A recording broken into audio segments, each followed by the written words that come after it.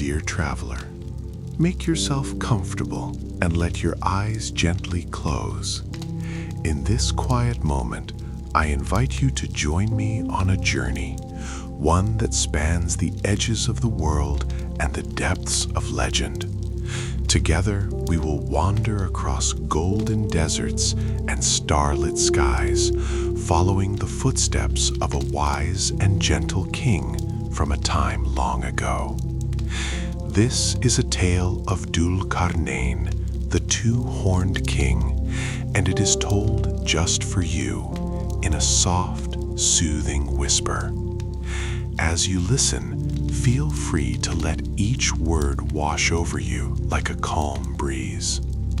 Picture the scenes in your mind, the glow of the setting sun on still waters, the cool caress of night air under endless stars, and the warm promise of dawn.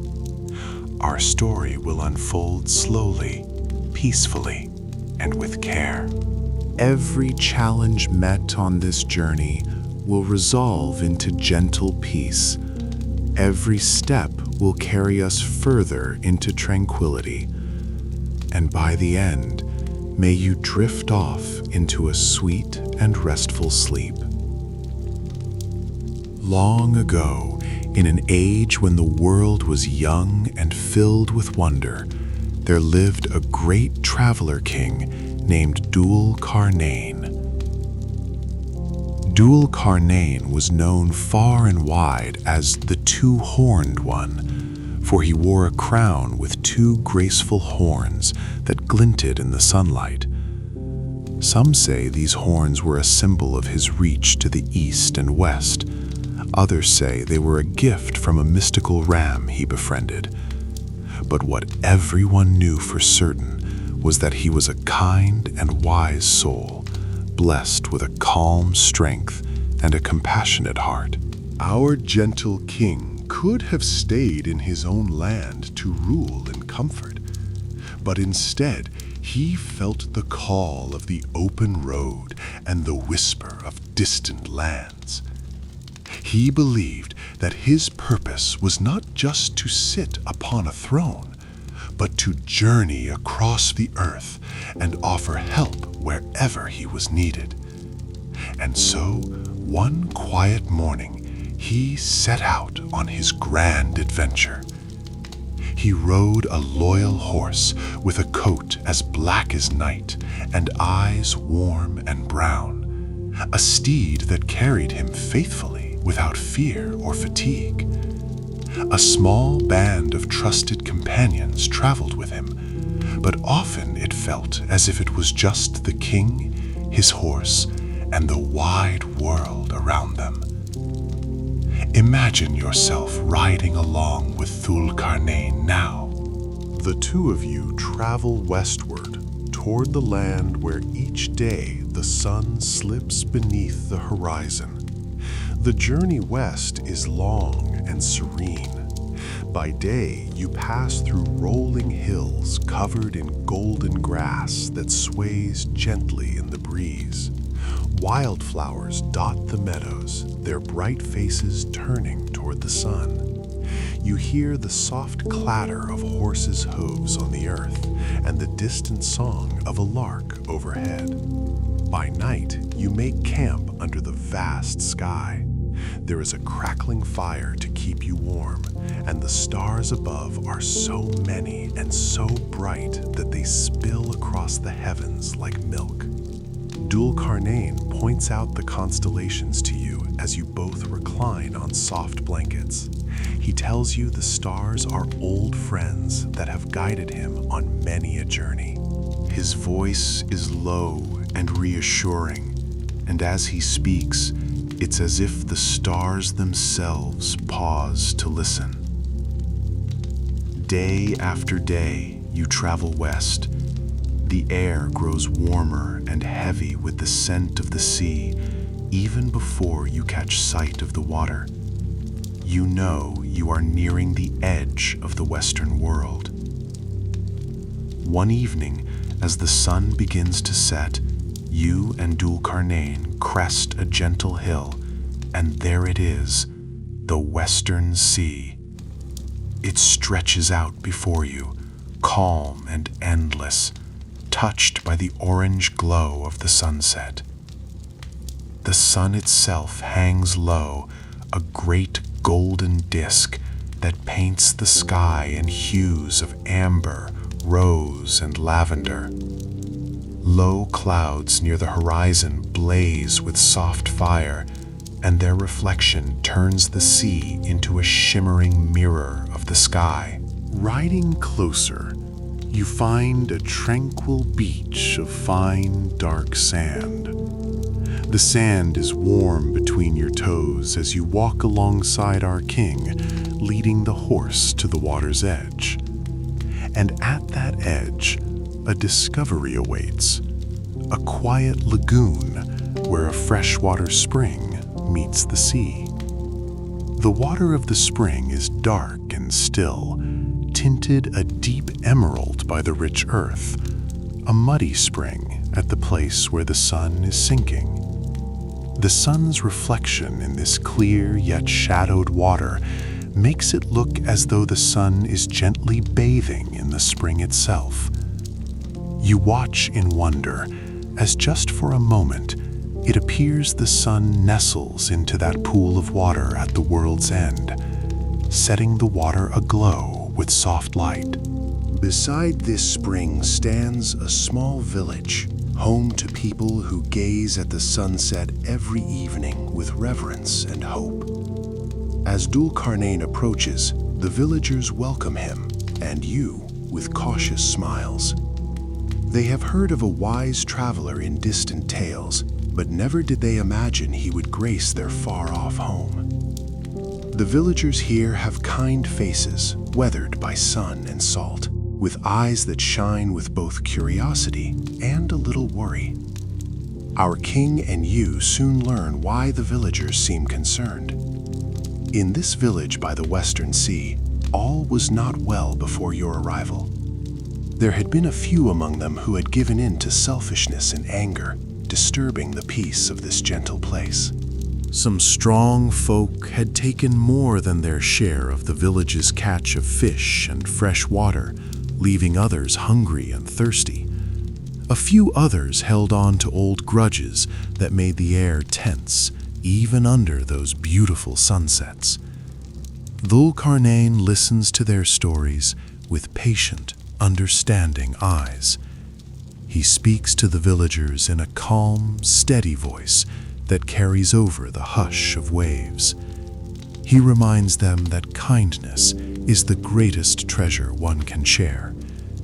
Those who had caused harm lower their heads in shame, not out of fear, but because the king's gentle wisdom touches their hearts.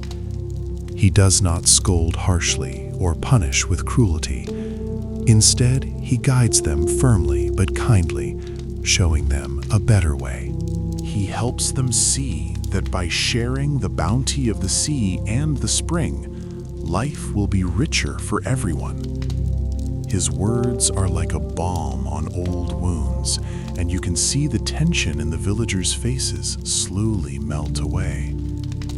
As the last light of day fades, Dhul-Qarnayn leads everyone in a simple act of unity. Together, you all help pull in the evening's fishing nets side by side, making sure every family has enough. The catch is plentiful, silver fish shimmering in twilight, and laughter and relief ripple through the group as baskets are filled fairly.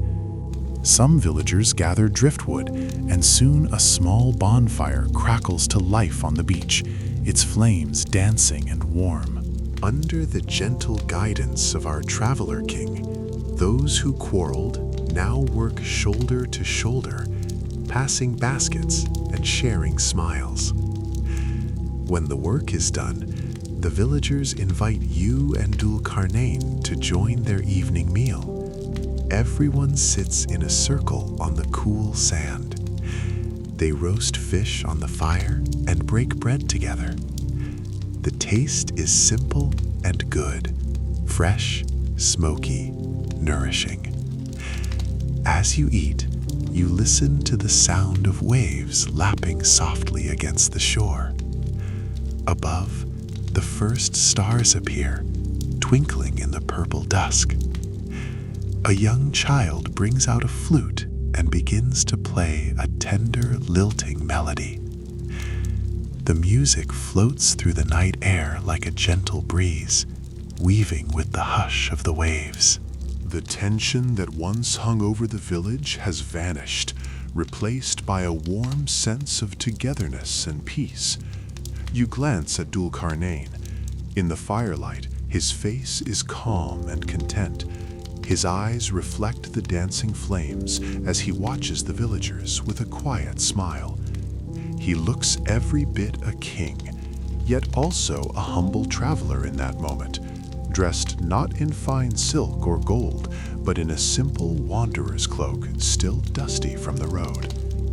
The two horns of his crown catch the fire's glow, almost appearing to flicker, but his expression is gentle as he nods in time with the flute's tune. After the meal, as night deepens, the villagers gather around, eager to hear the wise king speak. Dhul-Qarnayn obliges them by telling a tale of his own, a story from a land far away, about a time when a great drought threatened a kingdom.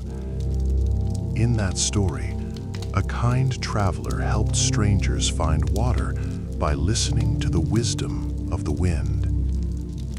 His voice is low and melodic, and as he speaks, you can see the villagers' eyes growing soft and heavy with sleep. The children lean against their parents, yawning, and even the anxious hearts of the elders are at ease.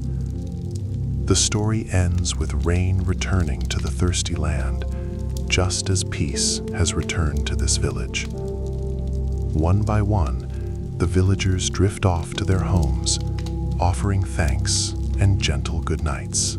A few stay behind to tend the dying fire and keep watch through the early hours, but the worry in their eyes is gone. Dhul-Qarnayn's presence has given them hope and guidance, and now all is calm. The night sky is a tapestry of stars, and the silver crescent moon casts a gentle glow over the sea. The air smells of salt and sweet smoke from the fire, a comforting scent. Eventually, you and the king take your leave to rest as well. You find a cozy spot on the soft sand just beyond the reach of the tide. Dhul-Qarnayn insists you take the warmer blanket and wraps it around your shoulders before settling himself against a smooth piece of driftwood. With his cloak drawn around him, he tilts his head back to gaze at the stars. "Rest now," he murmurs kindly to you, noticing your tired eyes. "We have seen the sun's sleeping place. Tomorrow, a new journey awaits with the dawn." His words are reassuring, a promise of new adventure, yet with no rush or urgency, only a gentle invitation to the future. Your eyes grow heavy as you look up at the night sky one last time. The Milky Way spills across the heavens in a band of soft white glow. You find a constellation that Dhul-Qarnayn pointed out earlier, a cluster of stars that, according to him, resembles an open hand, a symbol of giving and protection. It twinkles above as if in blessing. With the steady sound of the waves, and the knowledge that this peaceful corner of the world is at rest, you drift into a light and pleasant sleep beside the two-horned king. The last thing you feel is the cool night breeze on your face and the deep sense of harmony that now lives on this shore. The night passes gently, and when the dawn comes, soft and pale, it finds the village and its people safe and sound, ready to greet another day with renewed kindness. And so Dhul-Qarnayn's work in the West is done, but our story is just beginning, and the journey will continue. Dhul-Qarnayn and you awaken before the first light of morning in the western village. The embers of last night's fire still glow faintly as a gentle reminder of the warmth and camaraderie shared. The sky is a deep indigo, and the air carries a slight chill that comes just before dawn. The villagers are still peacefully asleep in their homes, and a hush blankets the coastline. With quiet steps, so as not to disturb anyone, you help the king saddle his trusty black horse. In the dim light, the two horns on his crown catch the earliest hint of dawn, a promise of the journey ahead. He silently thanks the villagers in a whispered prayer, and with a final grateful glance at the now tranquil village, you both set off eastward. As you ride away from the western sea, the first rays of the sun break over the horizon behind you. The world begins to stir. Birds in the nearby palms start to sing a delicate morning chorus. The path ahead leads inland, across plains of tall grasses that ripple like waves in the dawn breeze. Together with Dhul-Qarnayn, you travel at a gentle pace. There is no hurry. The journey itself is part of the story. The rising sun is at your backs, casting your long shadows before you, as if paving the road east with your silhouettes. Day by day, you and the two-horned king cross many lands. The scenery slowly changes as you venture further east. Lush meadows give way to wide-open plains, where the earth is cracked and dry in places, showing the kiss of the sun. Occasionally, you come across a clear stream or a hidden oasis. Each time, Dhul-Qarnayn smiles and takes it as an opportunity to rest and nourish both of you, as well as his horse. Under the shade of a solitary acacia tree by one such oasis, he shares cool water from a spring with you, cupping it in his hands for you to drink. The water tastes fresh and sweet, soothing your thirst and filling you with calm. Around you, date palms rustle softly, and the distant call of an oriole echoes across the still morning air. Between these restful stops, the journey continues under the broad sky.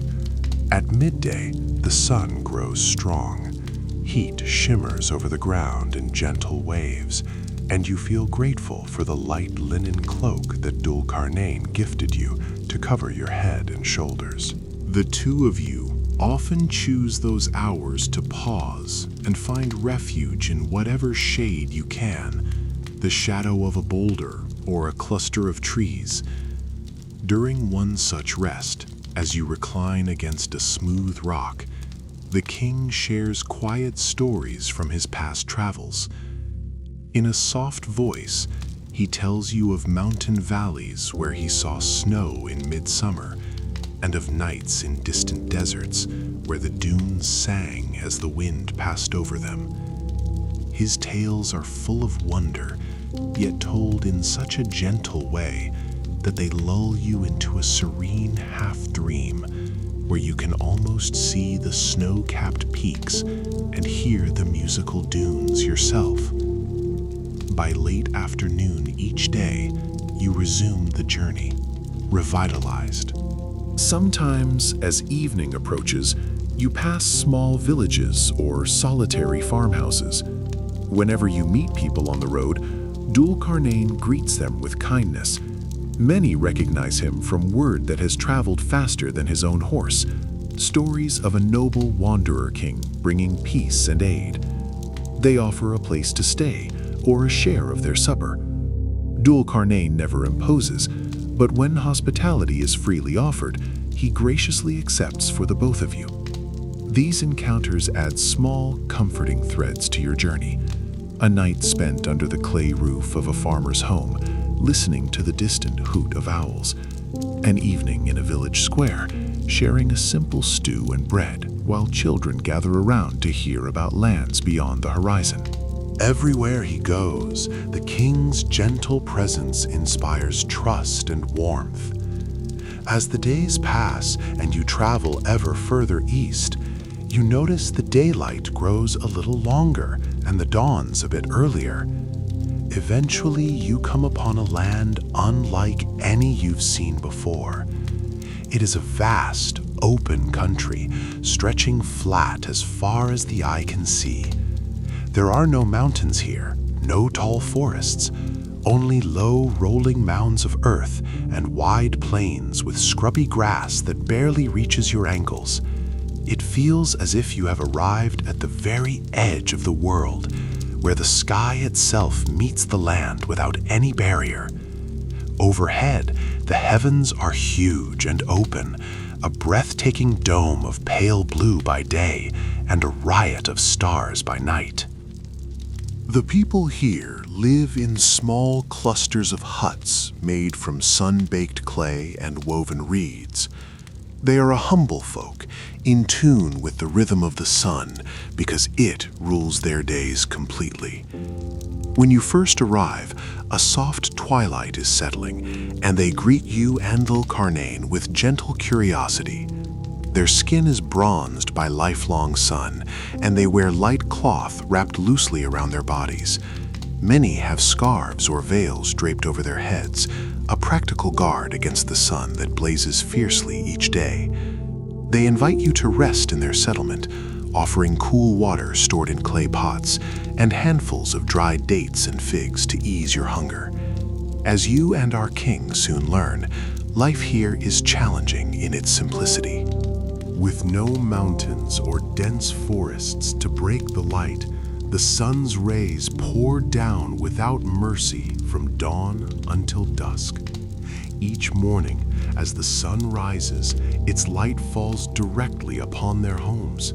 The dawn comes early and bright, waking everyone with its radiance. There are no tall trees to cast long shadows, and even at midday, the only shade to be found is the slim shadow cast by the huts themselves or the occasional stretch of cloth hung up to provide a little respite. Despite this hardship, the people do not complain. They have adapted to their environment with quiet resilience. They rise with the sun and do most of their work in the cooler morning and late afternoon hours. During the hottest part of the day, they rest in the shade of their own simple shelters, telling stories or sharing a communal meal.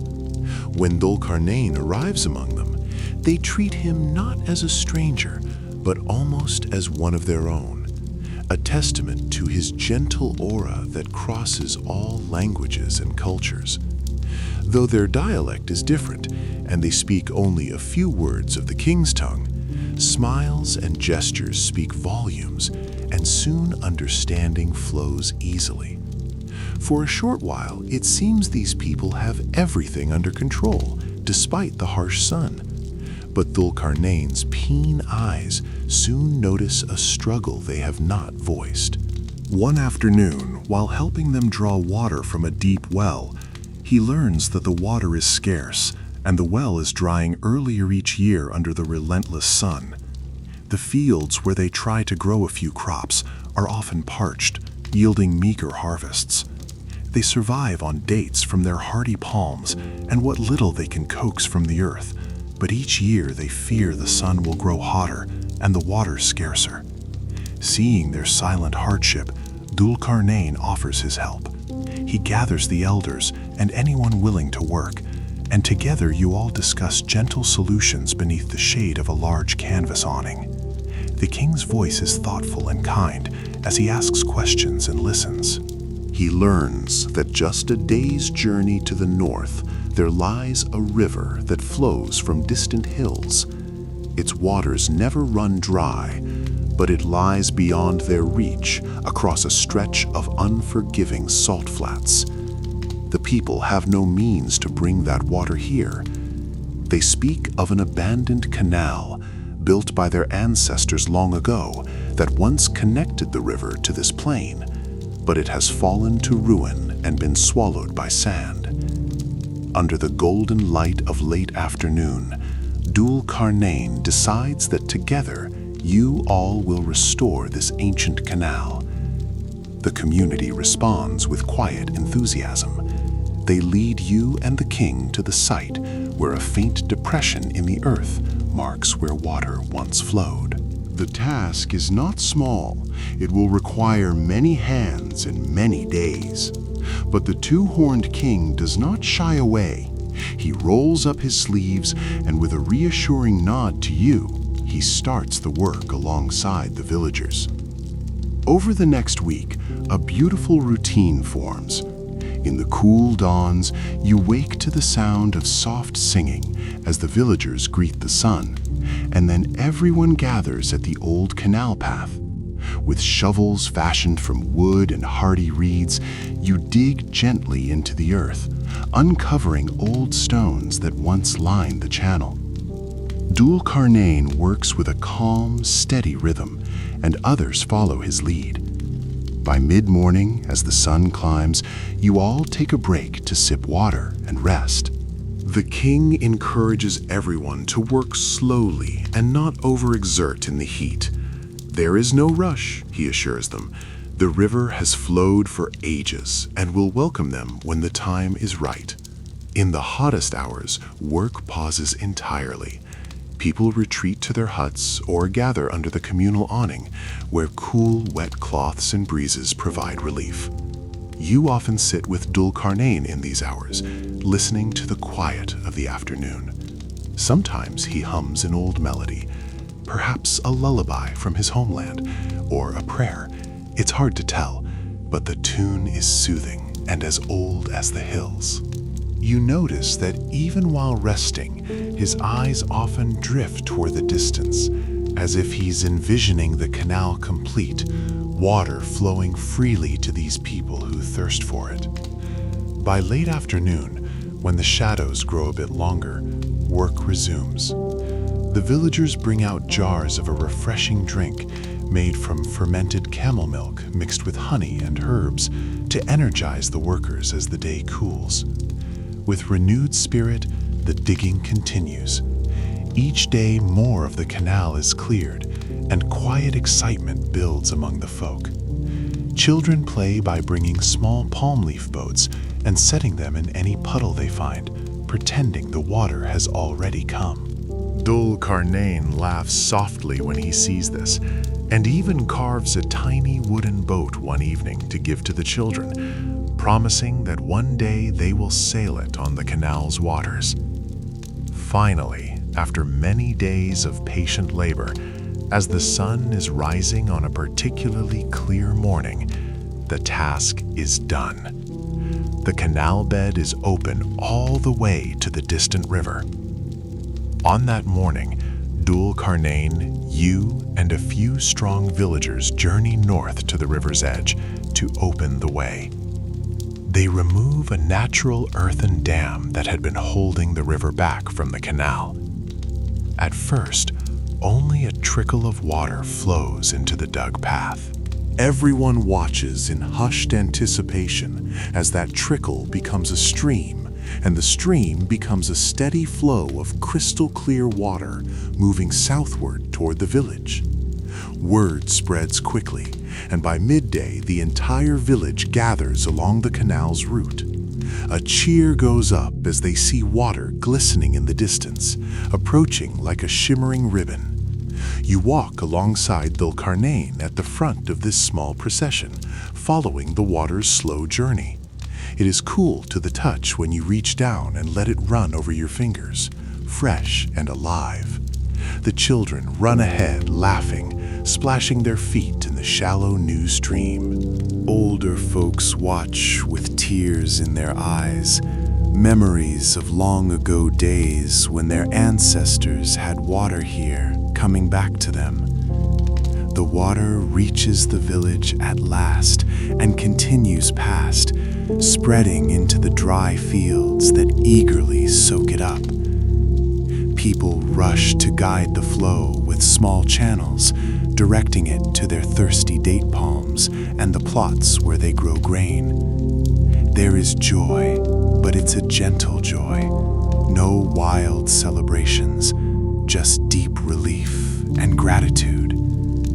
The villagers gather again, and their chief elder, voice trembling with emotion, thanks Dhul-Qarnayn and you for helping make this miracle real. The king simply shakes his head and smiles, saying it was their own strength and unity that brought the water back, and that he merely showed them what they were capable of together. That evening, as a cool twilight settles, the village holds a modest feast in your honor. Not one born of extravagance, for they remain a humble people, but of genuine appreciation. Bowls of spiced lentils and fresh flatbread are shared. They bring out precious fruits they had been saving, golden apricots and pomegranates, treats now made more plentiful with the river's return. Laughter mingles with the chirping of crickets as everyone eats under the open sky. A few villagers play soft music on hand drums and a stringed instrument that resembles a lute. The melody is slow and soothing, matching the mood of contentment that envelops the gathering. In the fading light, you look at the faces around you. They are illuminated by lanterns and the faint remaining glow of dusk. Where before you saw lines of worry and exhaustion, now you see ease and hope. Some faces lean together in quiet conversation. Others tilt up to gaze at the stars that begin to appear. The sense of accomplishment and togetherness is palpable. Dhul-Qarnayn sits beside you, silently watching the community he has helped transform. There is no pride on his face, only happiness for them, and perhaps a touch of wistfulness, knowing that soon it will be time to move on. When night fully falls, and one by one people retire to their homes, you and the king stroll to the edge of the village. The new canal glistens in the moonlight, a gentle stream reflecting the stars. Frogs croak softly along its banks. Already life is stirring in the water. Dhul-Qarnayn stands quietly for a moment, eyes closed, listening to the flowing water and the contented sounds of the night. The river's gift will keep giving, he says softly, mainly to himself, but you hear the smile in his voice. He seems at peace, knowing the people here will no longer fear the cruelty of the sun so much, now that water is abundant. That night, you rest on a woven mat under the open sky, as is the custom in this village when the nights are cool. A million stars glow overhead. Dhul-Qarnayn sits nearby, humming that old lullaby once more, as the villagers' music has quieted. A feeling of safety and fulfillment wraps around you like a blanket. As your eyes grow heavy, you realize that in this journey eastward, a new dawn has indeed risen for these people, a dawn of hope and comfort. The image of the gentle king sitting vigil by the starlit canal stays with you as you drift into a deep, restful sleep. By the time the sun's first rays peek over the horizon once more, you are already awake and preparing to depart. The village sees you off with soft smiles and grateful hearts, pressing dates and bread into your hands for the journey. They do not weep or protest your leaving. They understand that Dhul-Qarnayn is a wanderer with more places to go and more good to spread. So with farewells said and blessings exchanged, you and the two-horned king set out again, leaving behind a land now nourished and a people whose burdens have been lightened. Ahead of you lies the unknown road, and somewhere beyond, as you both know, are new people who may need a guiding hand and a kind heart. With the eastern lands flourishing behind you, Dhul-Qarnayn turns his gaze northward. The road ahead will lead to cooler, darker realms where the sun's warmth wanes and shadows grow long. You set off together under a gentle morning sun, leaving the bright plains gradually behind.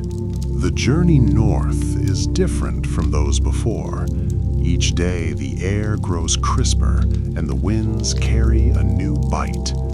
At first you travel through rolling highlands where grasses give way to hardy shrubs. Then come forests of sturdy pines and cedars. The trees stand tall and ancient, their needles whispering with each gust of wind, as if sharing secrets of the far north. Sunlight filters through in thin shafts, painting the path with dapples of gold amid the growing dusk beneath the canopy. Nights grow longer here. The farther north you go, the earlier dusk creeps in and the later dawn arrives. One evening, after a long day's ride uphill, you and Dhul-Qarnayn make camp on a rocky ledge overlooking a vast valley. The sun sets in a blaze of pink and orange behind distant peaks, but its light quickly surrenders to a deep blue twilight that seems to linger. In this in-between time, the world holds its breath. The forest below is a dark sea of pointed treetops, and the sky above is clear and cold. As stars emerge, something magical lights up the northern sky. Ribbons of green and purple light unfurl silently overhead, shimmering and twisting in a celestial dance. You and the king both gaze upward in wonder at these northern lights, mesmerized by their gentle glow. They ripple across the darkness like silk, and for a long while, neither of you speaks. You simply watch, feeling small beneath the grandeur of the sky, yet comforted by its beauty. Traveling onward, the terrain becomes rugged. Majestic mountains loom ahead, their peaks often hidden in low-hanging clouds. These mountains are giants, with shoulders cloaked in snow, even as the valleys below are cool and damp. The paths are steeper, sometimes carved along cliffs of gray stone. You notice old carvings on some rocks, perhaps left by travelers or locals ages past, worn nearly smooth by time and wind. When you press your hand against the stone, it feels cold and steadfast. Dhul-Qarnayn often rests a palm on the mountainsides as he walks, as if greeting an old friend. The wind here is a constant companion, sometimes a quiet murmur, other times a mournful howl that echoes through the passes at night. But in the king's presence, even the wild wind seems to soften, as if tamed by his calm spirit. At last, after many weeks, you come upon a remote valley nestled between two towering mountain ridges. The entrance to this valley is narrow, flanked by sheer cliffs of dark rock that nearly meet above, as if two halves of the earth were reaching out to each other. This place has an aura of ancient mystery. Even at midday, only a pale light filters down into the valley, and much of it remains in cool shadow. Moss and lichen cling to the rocks, and a clear, cold stream flows out from between the cliffs, winding down the way you came. Following that stream inward, you find a hidden world beyond, a broad valley protected by the surrounding peaks. Here live a people who have made this sheltered valley their home. Their village is unlike the ones you've seen in the sunny lands. Homes are built of timber and stone to withstand the cold, with turf roofs that are almost camouflaged against the earth. Smoke curls from a few central fire pits, and you can see people bundled in furs and wool against the chill. When they notice you in Dhul-Qarnayn, they approach cautiously at first, eyes widening at the sight of strangers in this isolated place. Communication is difficult. This far-flung community speaks an unfamiliar tongue, and they understand little of the common language that the king and you speak. But necessity has a language of its own, and soon they manage to convey the reason their faces hold both relief at your arrival and fear of what lies beyond. Through halting words, hand gestures, and worried expressions, the story unfolds. Beyond the protective mountains to the north lies a vast expanse of wilderness, a place almost perpetually dark and cold, where the sun's rays scarcely reach. From those shadowy lands, fierce and wild tribes, or perhaps creatures, it's hard to tell from their descriptions, have tried to surge through the valley in the past.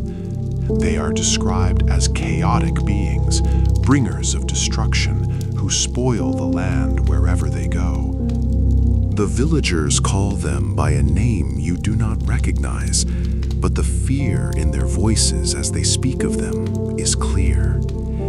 These dark wanderers come without warning, like a sudden storm, and whatever lies in their path falls into ruin. It has been many generations since they last broke through, but recent signs, strange horn blasts in the far distance at night, and the uneasy silence of birds at the northern end of the valley have the people worried that the threat will soon return. The valley folk have no means to stop such a force on their own. They show you crude barriers they've attempted, fallen logs piled at the narrowest part of the pass, ditches dug as traps, but they know these meager defenses would barely slow the invaders should they arrive in full. When they heard of a great traveler king who had brought peace elsewhere, for news travels even to the remotest corners, carried by wandering traders and storytellers, they dared to hope he might find them. Now, seeing Dhul-Qarnayn in their midst, with his calm, noble bearing and the quiet determination in his eyes, they are filled with a desperate kind of hope. An elder of the village, wrapped in a thick cloak of wolf fur, steps forward with an offering. In his wrinkled hands lies a wooden bowl filled with what little they have to give, perhaps a few silver coins, a couple of polished gems gathered from the mountain streams, and a finely carved piece of ivory. They present this humble treasure to Dhul-Qarnayn, pleading with their eyes for his aid in fortifying their valley against the darkness. The king gently covers the bowl with his own hands and shakes his head, kindness shining in his gaze. In a soothing tone, he assures them he needs no payment, only their cooperation and strength. "What my lord has given me is more precious," he says slowly, using simple words and gestures so they might understand. He taps a hand to his heart, then points to them, implying friendship and duty. Then he raises his strong arms and motions to the towering cliffs on either side of the valley's entrance. Through a mix of languages and mimicry, he shares his plan to build a great wall, a barrier of iron and stone between the two mountains, sealing the narrow pass so that the wild chaos beyond can never again break through to harm these peaceful people. At first, the villagers are astonished by the boldness of this idea. A wall of iron and stone, high enough and strong enough to stand between the mountains? It seems beyond reach. But as they look into Dhul-Qarnayn's steady, confident gaze, they find reassurance.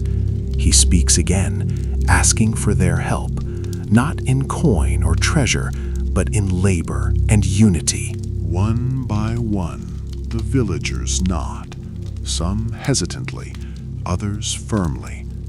They see there is no better answer to their plight, and if this kind stranger king believes it can be done, they choose to believe in it too. Without wasting time, preparations begin. You and Dhul-Qarnayn set out with a few villagers to survey the narrowest section of the pass, where the mountains almost meet. It is a rocky gorge where even at midday it feels like twilight. The cliffs rise steeply on either side, their faces jagged granite with veins of reddish ore running through them. Dhul-Qarnayn notes these veins of iron in the rock and gently lays a hand on the stone as if greeting an ally. A plan takes shape. They will quarry stones to form a foundation and use iron to forge a strong barrier. The materials are all around.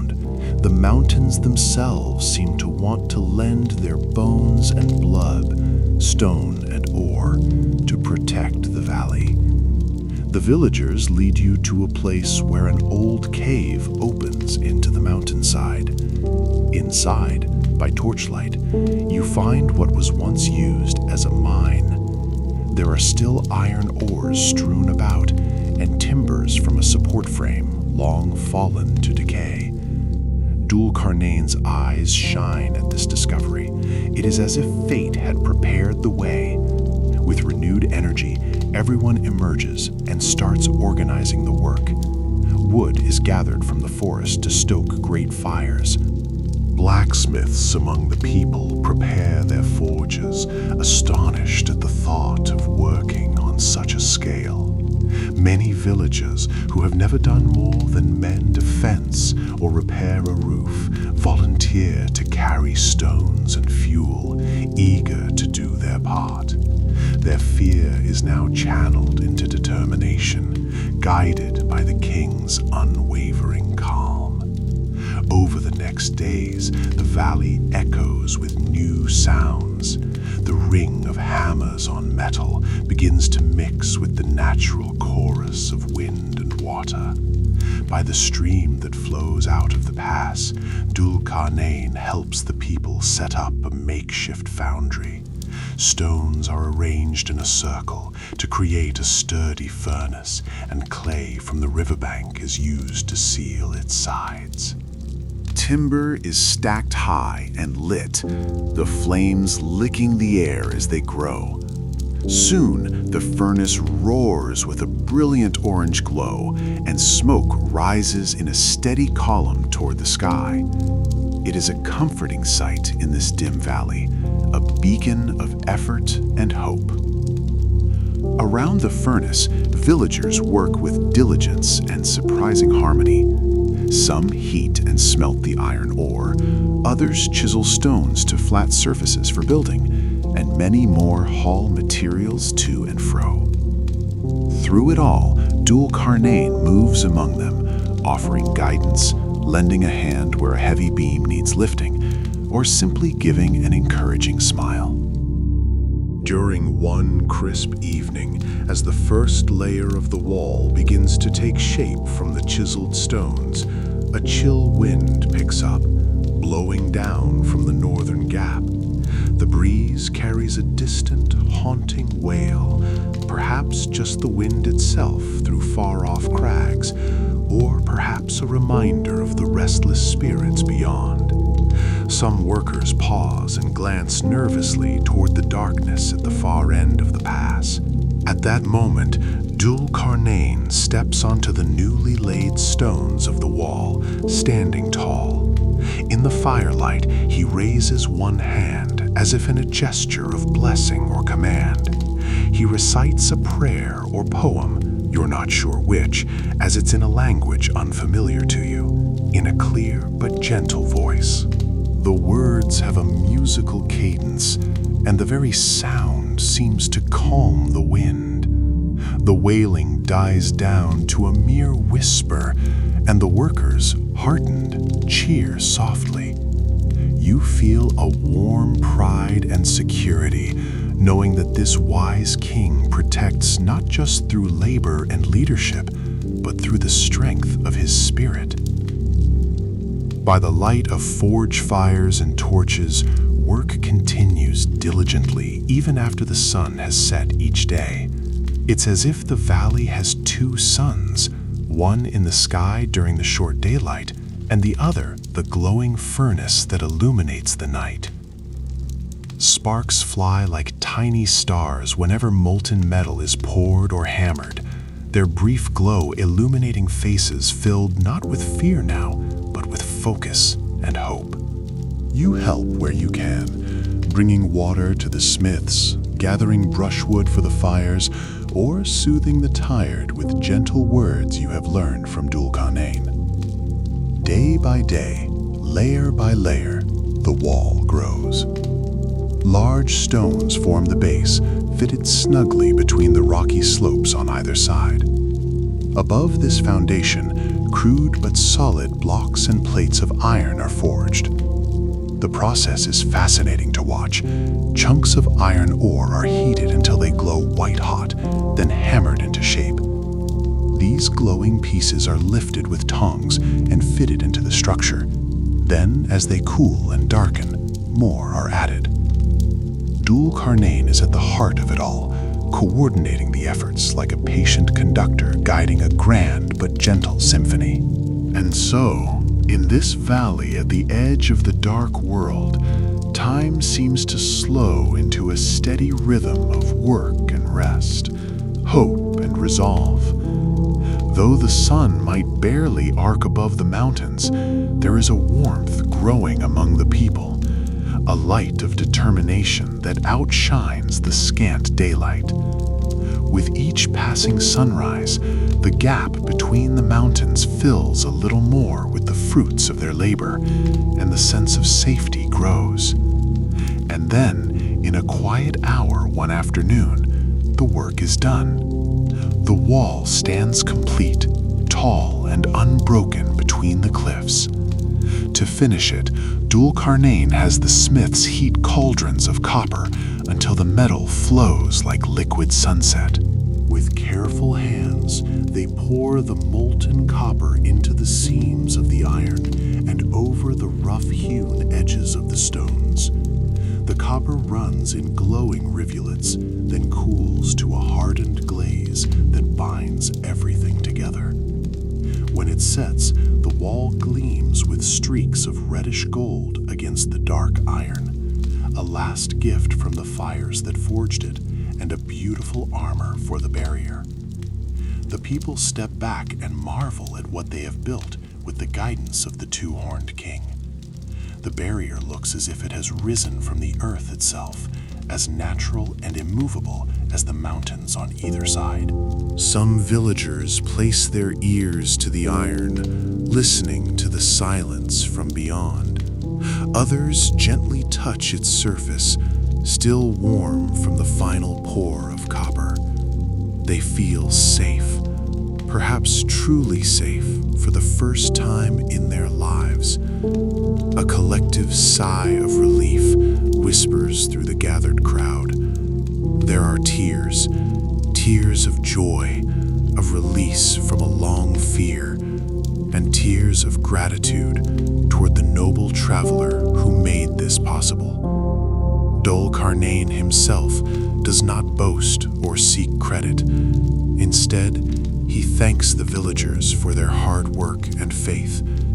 His face, smudged with soot and sweat, shines with humble happiness. You see him close his eyes for a moment and offer a silent prayer of thanks. In that prayer, you feel the depth of his caring soul. He is grateful not for personal glory, but that these good people can now live without fear. The valley, once under the shadow of dread, is now filled with a new light of hope, as enduring as the wall that now guards it. The great iron wall stands complete at last. Under the dim northern daylight, it stretches from one mountain to the other, like a guardian made of rock and metal, its surface dark and strong. The villagers run their hands over the cool iron bricks in awe and gratitude. No longer will they have to fear the unseen chaos from beyond. For the first time in memory, they feel truly safe. That evening, a stillness falls over the valley. Not a fearful stillness, but one of peace. Families sleep soundly in their homes. Children dream without nightmares. And the winds that blow from the north now sound almost like a distant song rather than a howl. Late that night, you wake for a moment and notice Dhul-Qarnayn is no longer beside the dying fire. Instead, he stands near the base of the great wall, his figure calm and steady in the faint moonlight. You quietly rise and join him, the cold grass soft under your feet. Together, you listen, and there, beyond the wall, you hear it, a distant, muffled tumult. It's as if the wild world on the other side has realized its path is barred. Faint echoes of wild cries and the thud of something heavy against the iron drift through the rocks. Your heart jumps at the sound, but Dhul-Qarnayn rests a reassuring hand on your shoulder. The wall holds firm. Not a stone shifts. Not a single iron plate gives way. The chaos beyond cannot penetrate this sanctuary. After a short while, the attempts cease, and an uncanny silence falls again. In that silence, you hear only the sigh of the night wind and the steady breathing of the sleeping village behind you. Dhul-Qarnayn whispers a gentle prayer of gratitude, his words too soft to catch, then turns to you and offers a small, confident nod. The threat has spent itself against the barrier in vain. All is well. You follow him back to the warm embers of the fire and settle down once more. As you drift into sleep again, the last thing you recall is the two-horned king sitting vigil by the wall a while longer, just to be certain, his silhouette strong and kind against the starry sky.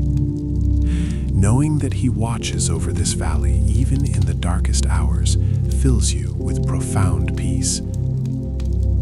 Dhul-Qarnayn stands at the foot of the new wall as stars emerge overhead. He places a palm on the solid iron and stone, and you see a gentle smile grace his face, illuminated by the soft glow of a lantern. In that smile is relief, humility, and perhaps a hint of farewell. This, he speaks softly, as if to the wall itself, or perhaps to the forces beyond it, is a mercy for now. His words carry in the cold air, and you sense he knows that nothing in this world is truly permanent. But for as long as it stands, this wall will protect those who built it. The villagers urge the king and you to stay longer, to rest after the long labors and celebrate more, but Dhul-Qarnayn gently declines excessive praise. He spends one more night among them, sharing a final simple meal by the communal fire. There is laughter, and there are tears of gratitude.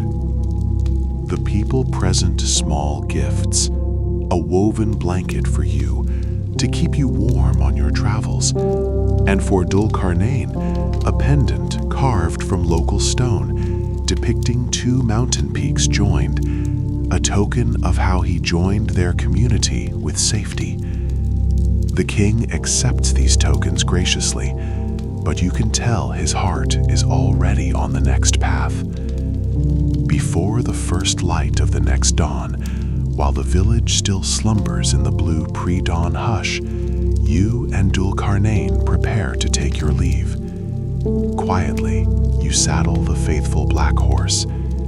The valley is wrapped in mist, and the only sound is a gentle wind sighing through the pass behind you. The new wall glistens with dew as you pass by it on your way out, an enduring symbol of hope standing watch in the twilight. You look back once to see the silhouette of the village's elder standing at a distance near his door, raising a hand in a silent, heartfelt goodbye. It seems even in sleep, some part of the village knew their savior would depart at dawn, as quietly as he arrived. Side by side, you and the two-horned king ride out of the valley the way you came, heading southward for now, back through the mountain forests where morning birds are just beginning to chirp. The eastern sky brightens slowly, a cool gray turning to silver, then to pale gold. Another day is beginning in the world, a day these northern villagers will greet without fear. As you reach a high ridge, you pause and glance north one last time. Over the distance, the Great Wall is no longer visible, hidden by the mountains and forest. But you know it's there, and so do the people who live in its shelter. You imagine them waking with the sunrise, discovering that Dhul-Qarnayn has gone. And though they may feel a touch of sadness, it will be outweighed by the profound peace he left behind. The journey continues, though where it will take you next is a story for another night. Perhaps Dhul-Qarnayn will travel to other distant lands where his wisdom and courage are needed. Or perhaps he will one day return to his own kingdom by the gentle seas. But as for now, riding quietly in the fresh morning light, he is content to simply be a wanderer with a purpose fulfilled. You feel a sense of calm purpose as well, having been part of something so wondrous and good. Together, you ride onward toward the rising sun, the world around you waking up in soft hues of pink and gold. The air is crisp and filled with the scent of pine and morning dew. Each breath you take is refreshing and pure. Dhul-Qarnayn hums a low, peaceful tune that blends with the whisper of the breeze. The song has no words, but it speaks of home and hope, of journeys and gentle nights. You carry that melody in your heart as the two-horned king leads the way along a quiet mountain trail.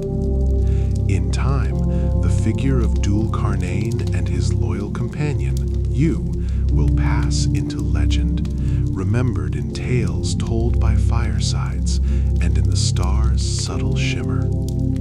People will say that a kind king once walked to the very edges of the earth to ensure that folks in every corner could sleep safe and sound under the same sky.